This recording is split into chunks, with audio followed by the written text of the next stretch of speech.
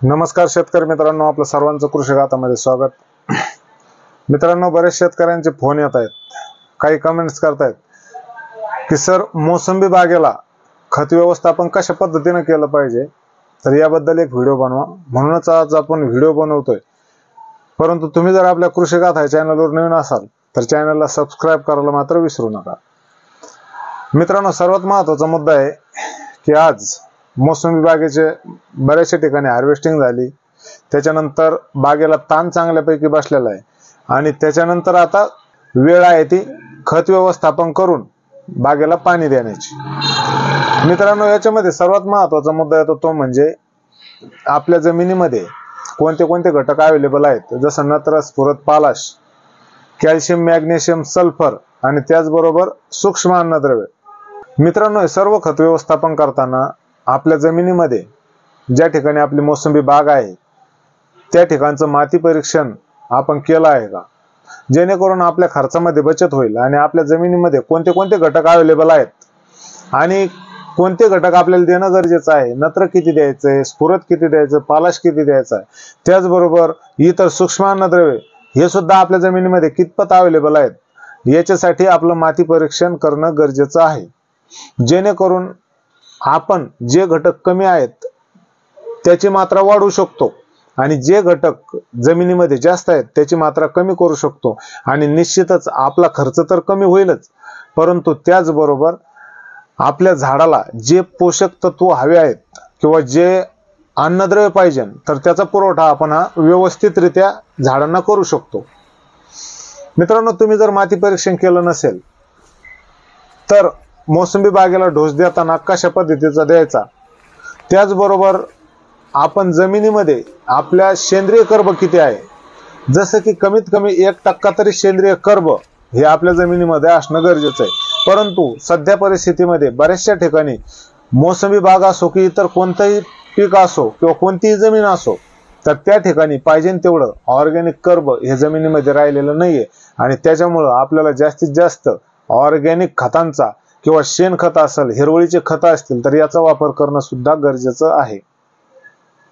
मित्रांनो, नत्र किती द्यायचं, स्फुरद किती द्यायचं आणि पालाश किती द्यायचा। जर एखाद्या शेतकऱ्यानं माती परीक्षण केलेलं नाही आणि मोसंबी बागेला तर बेसल डोस द्यायचा आहे, त्याच्या माध्यमातून आपण कशा पद्धतीने द्यायला पाहिजे, कारण सर्व शेतकऱ्यांनी जवळजवळ 75% तरी शेतकरी असे असतील की त्यांनी आपल्या जमिनीचं माती परीक्षण केलेलं नाही आणि त्यांना आपल्या जमिनीमध्ये कोणते अन्नद्रव्य हे उपलब्ध आहेत तर हे माहिती नाहीये।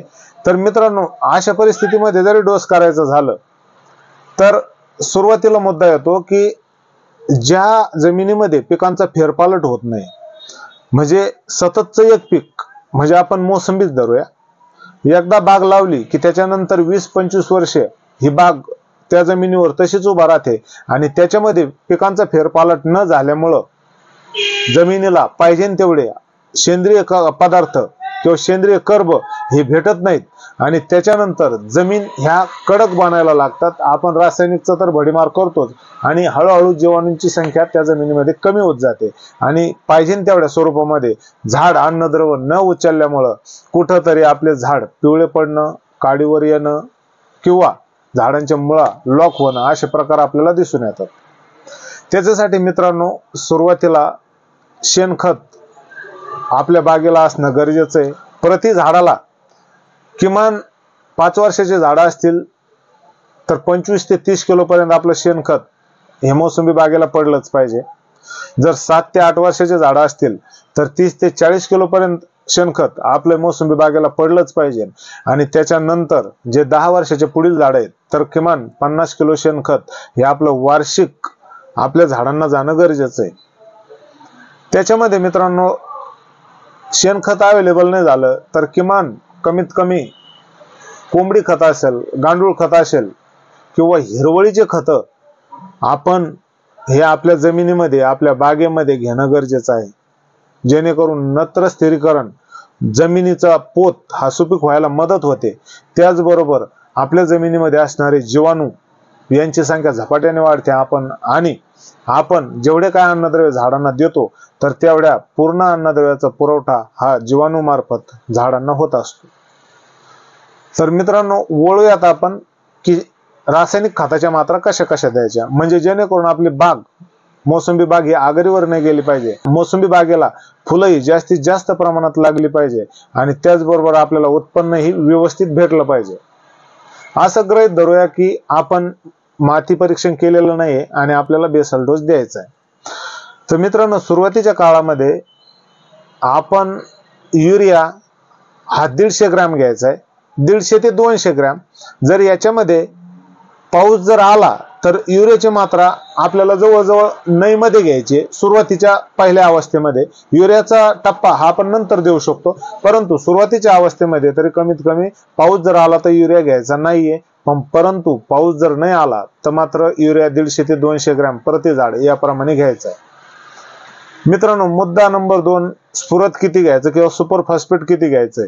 तर सुपर फॉस्फेट किमान आपल्या प्रति झाडाला 1.5 किलो पर्यंत सुपर फॉस्फेट हे आलं पाहिजे, जेणेकरून सुपर फॉस्फेट मध्ये स्फुरदची मात्रा ही कमी असते, त्यामुळे सुपर फॉस्फेटचा डोस हा आपल्याला वाढवणं गरजेचं आहे. आणि त्याचं दुसरं कारण असं आहे की स्फुरद हे फुलकळी काढण्यासाठी चांगल्यापैकी काम करतं, किंवा काडी मजबूती असेल, खोड मजबूती असेल, तर याच्यासाठी आपल्याला स्फुरदचं प्रमाण हे झाडांना पाहिजे तेवढं देणं गरजेचं आहे. मित्रांनो, पालाशचा प्रश्न राहिला तर पालाश आपण किमान 300 ग्रॅम प्रति झाड याप्रमाणे घेणं गरजेचं आहे. मित्रांनो, पुढे जाऊन आपण जे दुय्यम अन्नद्रव्य आहेत, कॅल्शियम, मॅग्नेशियम, सल्फर. कॅल्शियम आपण या डोस मध्ये घेऊ शकत नाही. कॅल्शियमची मात्रा ज्यावेळेस गुंडी सेटिंग झाल्यानंतर आपण कॅल्शियम नायट्रेटच्या माध्यमातून देऊ शकतो. राहिला मित्रांनो सूक्ष्म अन्नद्रव्याचा प्रश्न. तर सूक्ष्म अन्नद्रव्य हे बाजारामध्ये आपल्याला जी कॉम्बो किट भेटते, मायक्रोन्यूटन कॉम्बो किट, तर प्रति एकर 1 किटचा वापर आपण मोसंबी बागेला करायचा आहे, जेणेकरून झाडांना मायक्रोन्यूटनची गरज असते थोडीच, परंतु ते लागतात म्हणजे लागतात. तर याच्यासाठी मायक्रोन्यूटन किट वापरा. प्रथम अन्नद्रव्य NPK, द्वितीय अन्नद्रव्य कॅल्शियम, मॅग्नेशियम, सल्फर आणि मायक्रोन्यूटन या तिन्हीचा डोस द्या. परंतु त्याचबरोबर आपण बागेमध्ये डोस दिल्याच्या नंतर सूक्ष्मजीवांचा वापर करणं गरजेचं आहे. जसं की NPK कॉन्सो असेल, झिंक सॉल्युबलायझिंग, सल्फर सॉल्युबलायझिंग बॅक्टेरिया, या बॅक्टेरियाचा वापर केल्याच्या नंतर आपण जेवढे पण अन्नद्रव्य दिलेले आहेत तर तेवढे झाडांना 100% लागू होतात. आणि त्याच्यानंतर आपल्या झाडांची गरज, सूक्ष्म अन्नद्रव्याची गरज ही भरून निघते. आणि हे जीवाणू आपल्या जमिनीमध्ये सुप्त अवस्थेत असलेले खतं हे झाडांना अवेलेबल करून देतात.